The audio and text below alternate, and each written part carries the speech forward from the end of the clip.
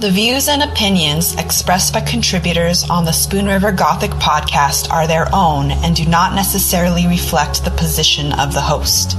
Material heard on the Spoon River Gothic podcast is intended for adult listeners.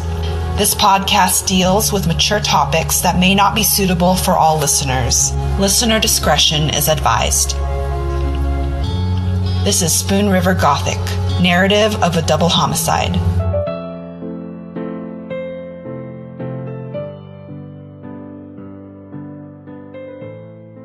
Hi, Anne-Marie. It's Mike Gilford returning your call. Oh, hi, Mike. I was calling you about, you did an evaluation on Donald Bull back in 1993, if you could clear out the cobwebs. It's been a while. Yeah, I'm working on doing research for a criminal justice report for a podcast about a Donald Bull court case, and I'm wondering if you'd be willing to talk to me about the case and about him.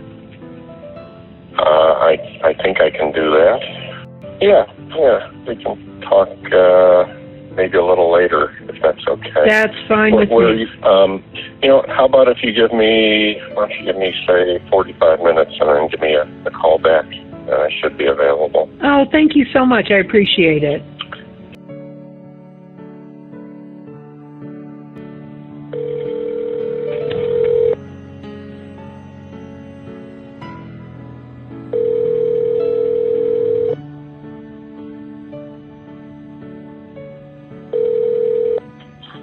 Hello. Hi, Mike. Yep. How are you? I'm okay. How are you doing? I'm good. By the way, thinking about this, I do suspect I can find my file for him, but I'm not at the office, and I don't know if it would make more sense to wait until I have a chance to go look and find that file if possible. Well, my recall of him specifically is virtually nil, but if I pull out my file, it's amazing what comes back. I won't be in the office tomorrow. I'm actually going to be in federal penitentiary tomorrow seeing someone else. But Monday I will be in the office.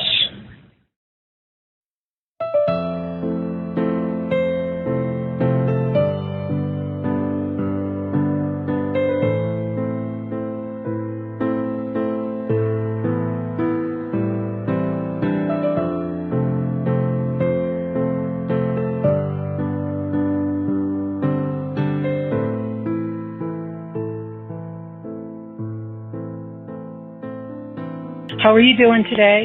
I'm good, thanks. How about yourself? I'm good.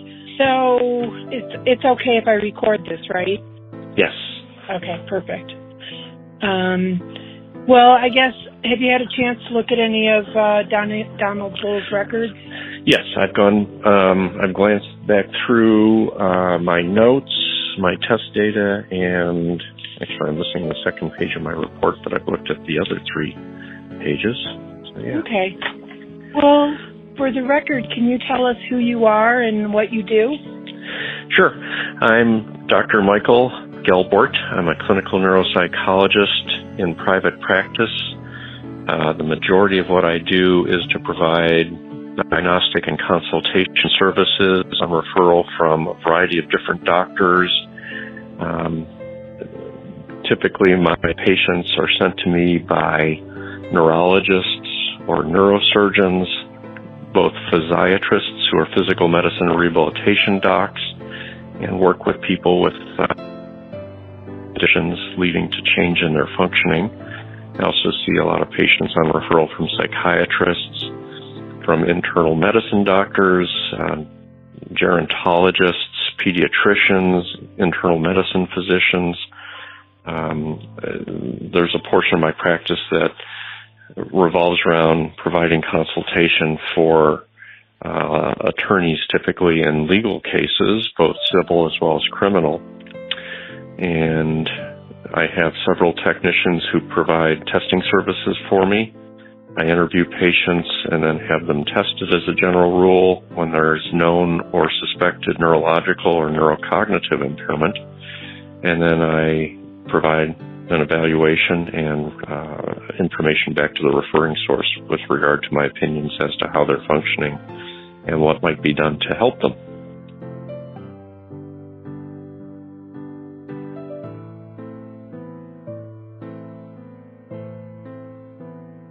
He certainly fits into a subcategory of patients I work with. He was accused of having committed murder, and his attorney, for some reason, wondered if there wasn't something that could be gained by having a neuropsychological evaluation. So neuropsychology kind of boils down to the study of brain-behavior relationships. The brain is responsible for certainly our emotional or personality life, but it's also responsible for our cognitive functioning, our thinking skills, learning, memory, problem solving, reasoning, ultimately judgment, more basic things like perception, understanding, being able to assign meaning to what's going on around us.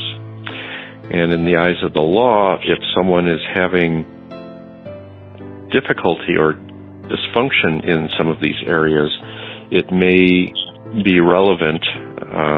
It can be relevant at the time of the original trial in terms of guilt innocence, but more typically, at least my experience has been, that concern about how a person thinks cognitively, their thinking abilities, not just emotionality or personality, is quite relevant based on the statutes when sentencing someone, that as there are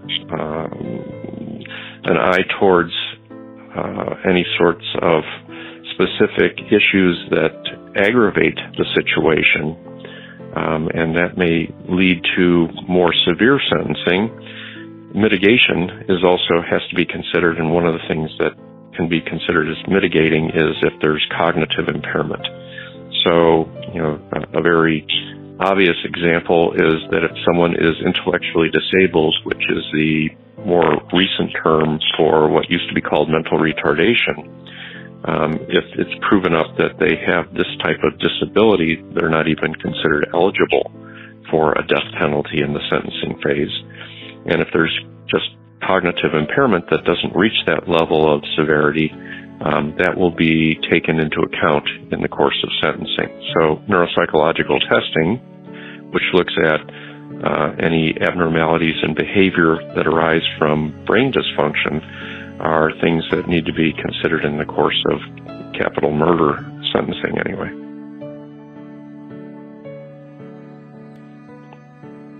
Did you know anything about the case when you got the referral? I knew actually very little, and that's pretty common.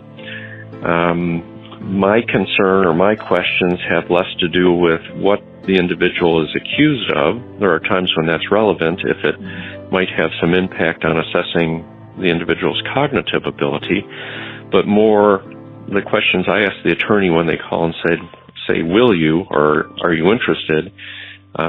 Because I don't want to perform services for someone where there's very, very, very low likelihood that anything will turn up in the testing or in the test results. So I end up asking about the person's history. Why is it that the attorney thinks that neuropsychological testing may be relevant or useful?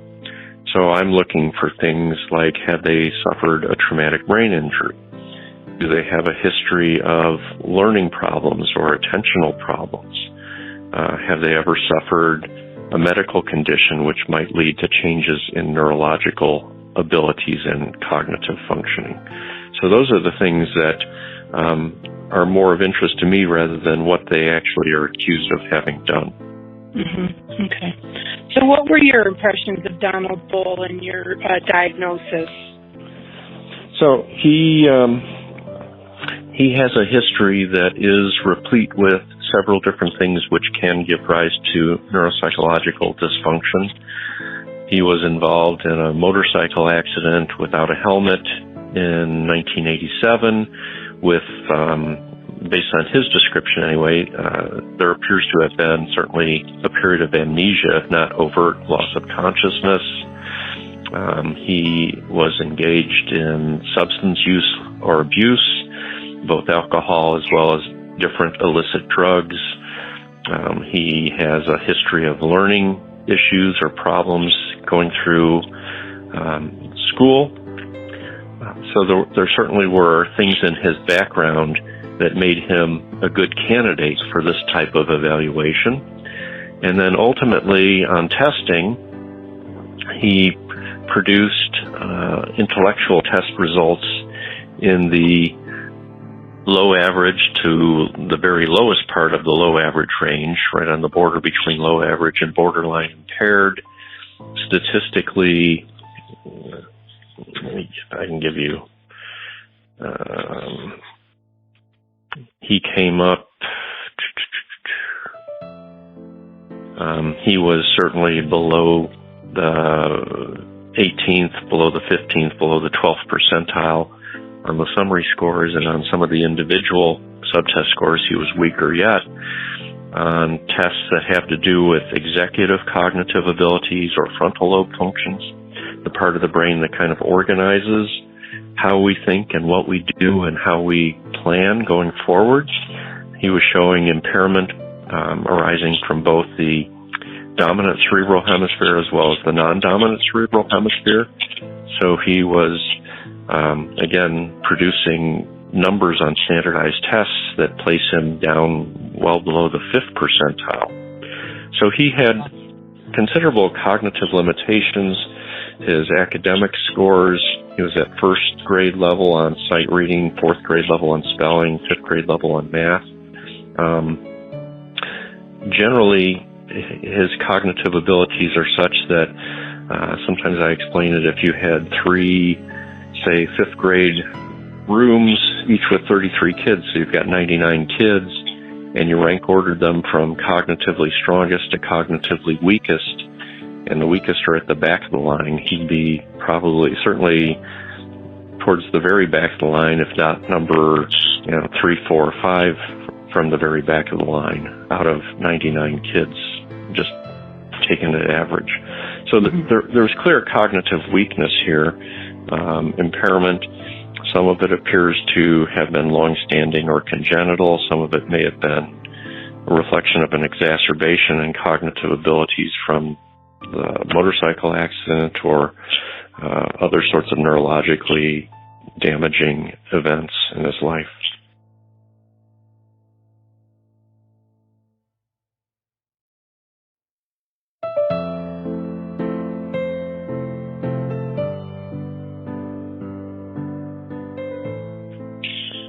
How many times did you see Donald Bull when you evaluated him?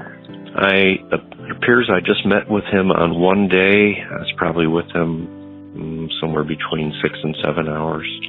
Now, I'm curious about these types of evaluations you've done, especially in regards to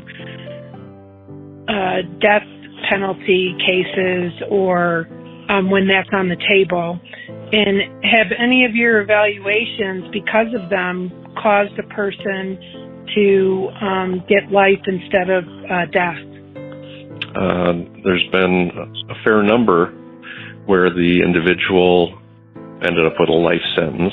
I think perhaps speaking to that, most poignant is when someone has been sentenced to death, and then rather than at the original trial level, which was Mr. Bull's case, the attorneys going through the record and the appeals process ask for this sort of evaluation if it hasn't been done before, and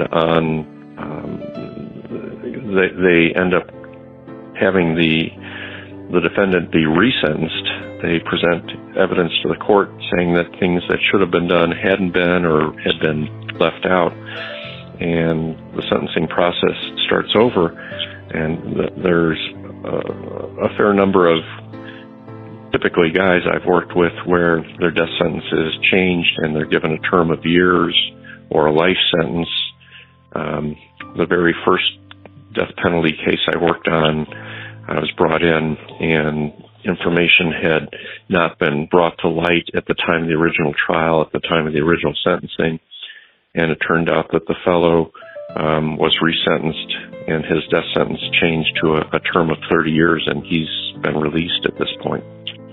Oh, wow. Do you have any opinions about the death penalty? that you care to share?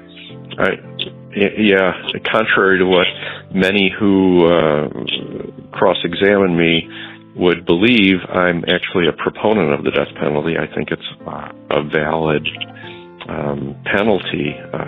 On the other hand, I think it's also been probably misused, and I live in Illinois. We had a bunch of years ago, I think there were 167 men, I think they were all men, on death row, and because it was found, or the governor believed that the death penalty was being applied in a very uneven fashion and inappropriately at times.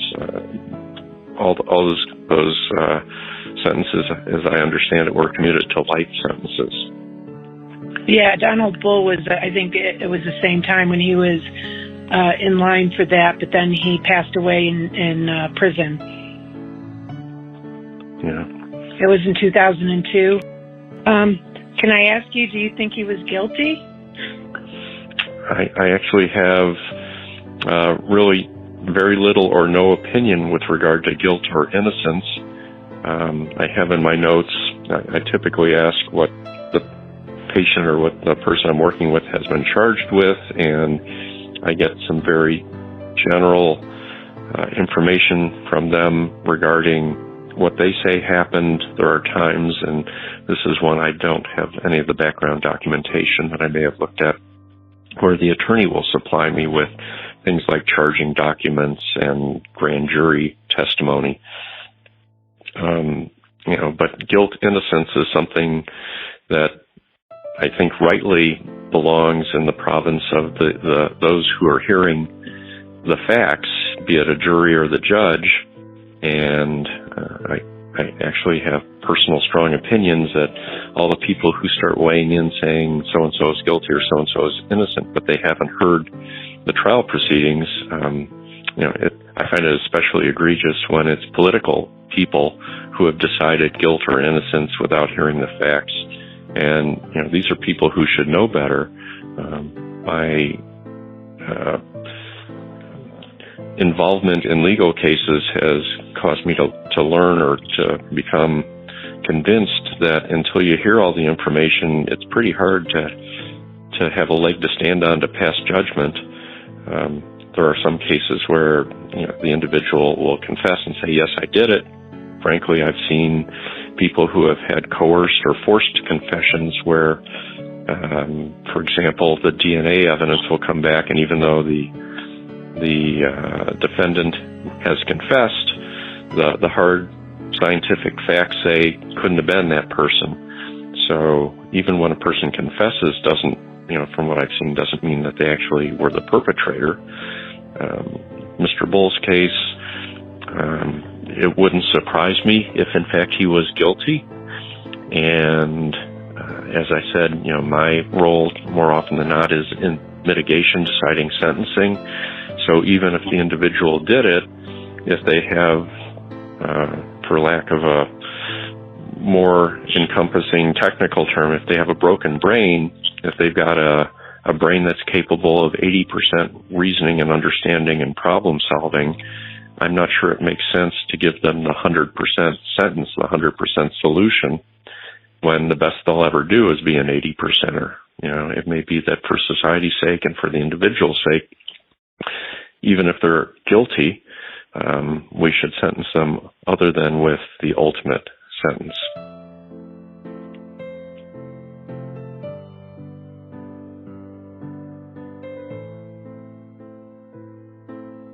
Well, I think you're hearing my biases or opinions or the culmination of having been involved in cases like this over many years.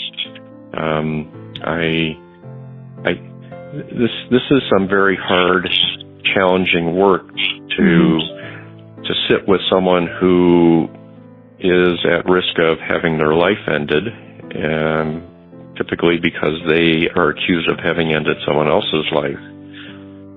It's kind of the ragged edge of my practice, where if I'm stymied in what I do for a living, this is oftentimes the type of case that will cause me to feel that way. Tend to take it very seriously. It's challenging work. So I've thought about it long and hard, I think, and it concerns me that the system sometimes bullies defendants, and I think the death penalty work is where bullying is most egregious because it's so finite.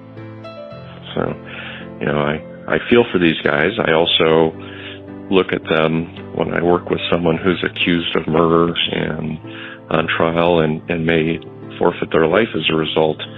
I tend to think, is this someone I'd like living in my neighborhood or would just soon be far away? And because many of these fellows that at least I get to see, it's not a random sample. As I said, I try to not work with people where there's not something in the background that would give rise to possible neurocognitive impairment. Oftentimes these guys have poor judgment because of neurological dysfunction. They don't think very well. They have many fewer choices or options available to them in life. And more often than not, that certainly contributes. It's not the cause. It's not a causal relationship in what they've done, but it's highly correlated with the kind of trouble they get into and the trouble they cause for other people. And I think as a society that's something we should recognize and have to address it as we go through this type of proceeding. It still goes by TBI, traumatic brain injury, or acquired traumatic brain injury. We still talk about that. And I was for about 9 years vice president of Brain Injury Association of Illinois, which is part of the National Brain Injury Organization. And I get referrals from the BIA, Brain Injury Association of Illinois, people when someone has contacted them with, typically someone in their 20s or even 30s who's getting in trouble and has a history of a significant brain injury, with recognition that were it not for the brain dysfunction, the patient or the individual probably wouldn't be in trouble because they hadn't been before. And that's, our brains, if you were sitting here, when I have my patients in the office, I point to my chest or my heart saying, there's where we all talk about emotion arising, and then point to my head, and that's where thinking is. Truth be told, it's all in the brain, and we can have emotional problems or cognitive problems or a combination thereof that lead to us acting in abnormal ways. As I said, brain behavior relationship. And when the brain's not working right, the people where the brake pedal is inappropriately and overly pushed and they just sit around and do much of nothing, they don't get into trouble. It's when the other side, when the gas pedal gets pushed and we start acting impulsively or in a disinhibited way because of brain dysfunction, those are guys who end up in court.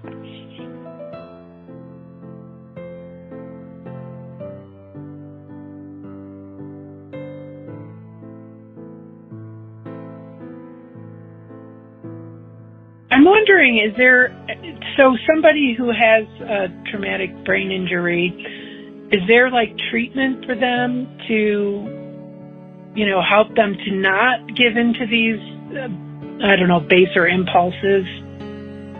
Sure. Some of it can be treated with medication. So to help calm the nervous system, oftentimes taking some fire off the pot, so to speak, will kind of turn down the impulsivity and the tendency to act out into the world. And if nothing else, just to slow the process so the person has more time to reflect and anticipate and hopefully find a more viable and appropriate sort of behavior to engage in when they get frustrated or when someone thwarts them. So some of it we can treat medically, and then we also work to restructure and control the environment, make it where the person has fewer bad options open to them. The obvious, they probably should not have access to firearms. They probably should be in a controlled setting where they can't grab a knife, grab a hammer, and do something bad in an impulsive fashion, where there's coaching and training on different ways to resolve conflict, and helping people understand that just because you remember how you used to be and you want to be like that doesn't mean you are that person now. And you need to exercise care and caution to keep yourself out of bad situations. So there's a lot that can be done, that is being done, but quite often the guys I've seen in criminal legal settings, they're either their injuries and their deficits are mild enough or not obvious enough. They may not have resources to engage in such treatment. They may, as long as they're cognitively competent, they don't have to be involved in such treatment. So there's lots of things in our culture and society that doesn't necessarily allow or cause people to get the treatment that might benefit them. And Donnie Bull was probably one of those people. And he would fit, and he probably was the kind of guy, just looking at my notes, where if someone had said, your thinking skills are not so good, why don't we see if we can help you with that? He would have said, no, I'm fine. That's my suspicion.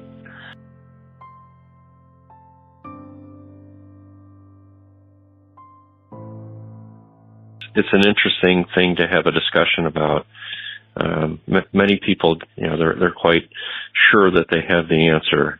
He did something bad, so execute him, and they don't necessarily understand that there but for the grace of God, this could happen to anybody in anyone's family. I've had individuals who have had acquired traumatic brain injuries, and they were the sweetest, nicest people, and all of a sudden they started doing some really nasty, dangerous, bad things. Had people who take certain drugs and act in ways that are just unbelievable, out of character for them, but the drugs tend to loosen control. So, beyond that, I think people, there's a lot of interest in this sort of stuff now, and I'm glad people are thinking about it and talking about it. Behavior is not just caused by our emotional and personality characteristics, but rather the underlying organic substrate is really important.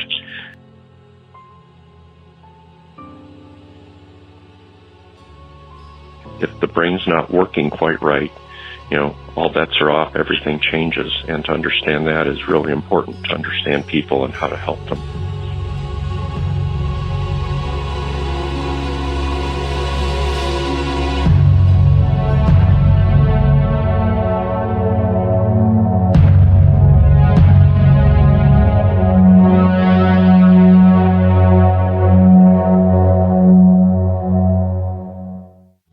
Spoon River Gothic is a production of Lone Bird Media in association with CZ Studio and Radio Vérité.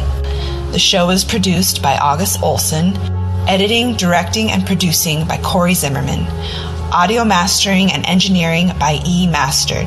Research is done by Anne-Marie Cannon, Chelsea Mesa, and me, Jinra Illustrissimo. Spoon River Gothic is written and hosted by Cory Zimmerman. You can follow the show at czstudio.works and read the blog at spoonrivergothic.com.